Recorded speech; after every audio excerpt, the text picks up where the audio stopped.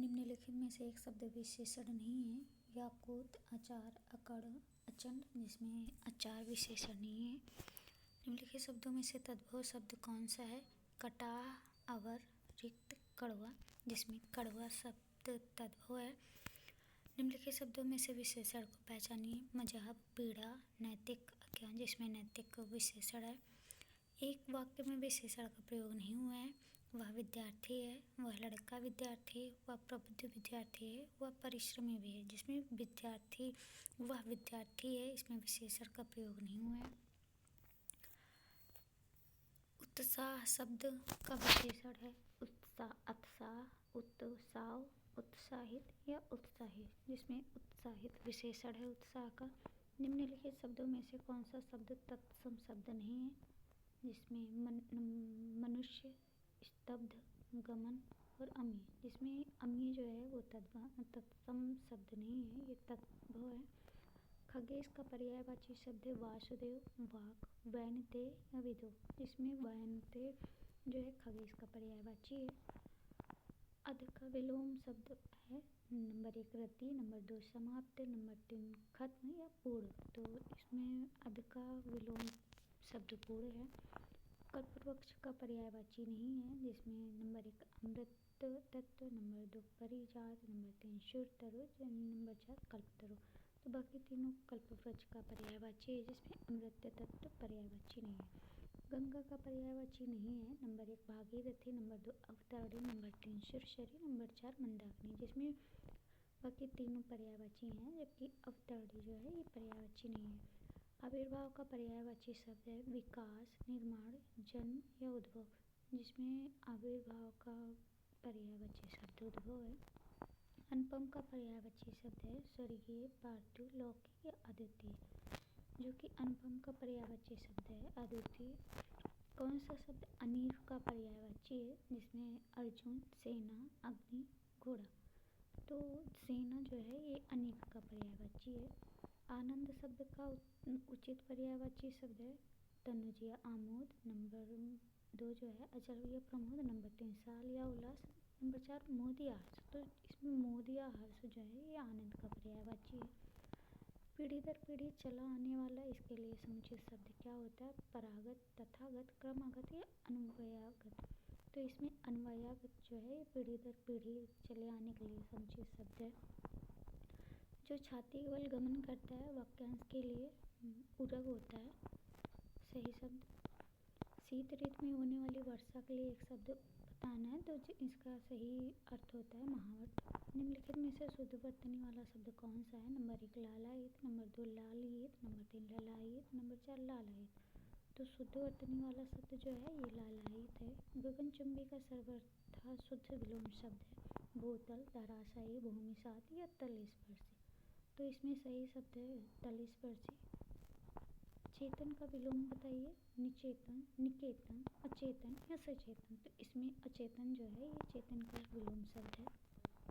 उद्धरण शब्द का सही विलोम होगा उसका उत्तरीय उस पर बहुत जच रहा है,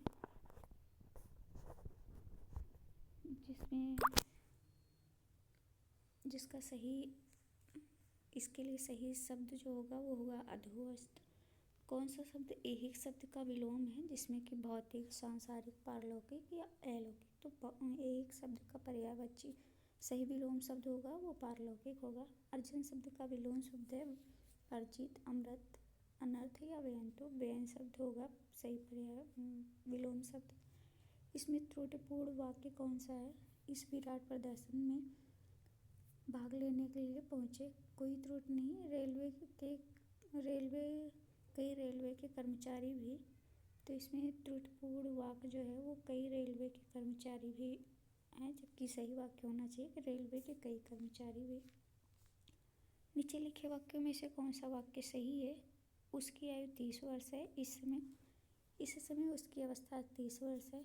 30 वर्ष की अवस्था है इस समय उसकी, या इस समय 30 वर्ष की अवस्था है उसकी, तो सही वाक्य जो होगा वो हो जाएगा इस समय उसकी 30 वर्ष की अवस्था है, इस समय उसकी अवस्था 30 वर्ष है, सॉरी।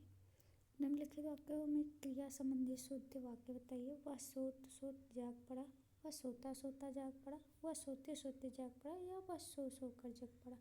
तो सही आंसर है वह सोते सोते जाग पड़ा। दिए गए वाक्यों के किस भाग में त्रुटि है? पिताजी मेरे परीक्षा फल से संतुष्ट नहीं हुए। तो सही जो जिस भाग में त्रुटि है वो संतुष्ट नहीं होगा, संतुष्ट होगा, संतुष्ट नहीं होगा, यहाँ पे ठा दिया हुआ है। तो अगला क्वेश्चन है, अपने अपने किताबें बस्ते में डाल लो। अपने अपने किताबें बस्ते में डाल लो। किस वाक्य में त्रुटि है? तो इसमें अपने अपने किताबें जबकि होनी चाहिए अपनी किताबें बस्ते में डाल लो। चंद्रहास का पर्यायवाची शब्द है तलवार, तीर, भाला या धनुर्धर। तो सही पर्यायवाची शब्द है तलवार। उपयुक्त विलोम शब्द चुनिए। आदर्श का सही विलोम शब्द जो होगा वो यथार्थ होगा। निम्नलिखित में से कौन सा शब्द घड़ा का पर्यायवाची है? खड़पत, टूम, कुंभी या कुट। तो पर्यायवाची जो है वो कुट घड़ा का सही पर्यायवाची शब्द है। हमें सभी का आदर करना चाहिए। उदाहरण का विलोम बताइए। बेइज्जत, असम्मान, अपमान या निरादर। तो यहाँ पे जो है आदर का सही विलोम बताना था, जिसका विलोम शब्द होता है निरादर। ओक शब्द का पर्यायवाची होता है ढोंग करना, ढीठ का, डेरा का या ढेर का। तो ओक का पर्यायवाची शब्द होता है ढेर।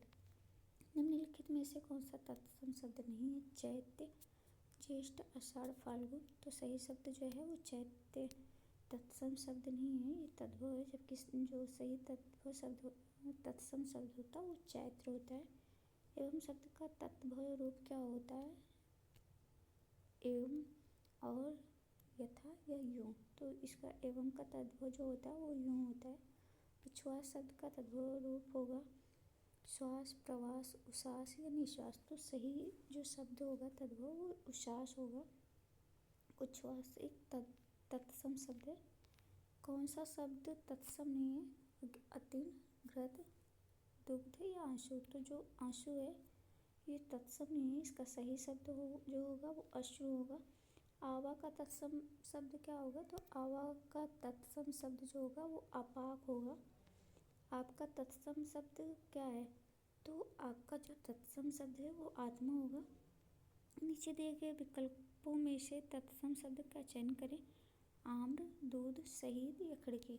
तो जो सही शब्द तत्सम है वो आम्र होगा, बाकी सारी जो है वो तद्भव शब्द हैं। अहेर शब्द का तत्सम रूप क्या होगा? अरहर, अहीर, आषाढ़ या अखेर। तो अक्सर हम लोग अहेर को अहीर का तत्सम शब्द मान लेते हैं, जबकि ये आखेर का होगा। जो मिठाइयाँ पसंद हो आप खा लो, शुद्ध वाक्य। जो मिठाई पसंद हो आप खा लो, जो मिठाई पसंद हो तुम खा लो, जो मिठाइयाँ पसंद हो तुम खा लो, जो मिठाइयाँ पसंद हो उन्हें आप खाइए, ये सही शब्द होगा। निम्नलिखित में से शुद्ध शब्द छांटिए। आगामी, केंद्रीय, अधीन या दीक्षा। तो जो शुद्ध शब्द है वो अधीन है। अशुद्ध वर्तनी का चयन कीजिए। साधु, शून्य, सांसारिक या हस्ताक्षेप। तो जो अशुद्ध वर्तनी है वो हस्ताक्षेप है, ये गलत है। बाकी सारा जो शब्द है ये सही है, जबकि हस्तक्षेप होना चाहिए। सही वर्तनी वाले शब्द का चयन करना है। धराशायी, धराशायी, धराशायी और धाराशायी। तो जो धराशायी है ये सही शब्द है। जो अचानक आँखों से ओझल हो गया हो, इसके लिए सही एक वाक्य होगा अंतर्ध्यान, अंतर्ध्यान, अंतर्ध्यान या अंतर्ध्यान। तो जो सही शब्द होगा वो अंतर्ध्यान होगा। अन्य से संबंध न रखने वाले के लिए एक शब्द जो होगा वो अनन्य होगा।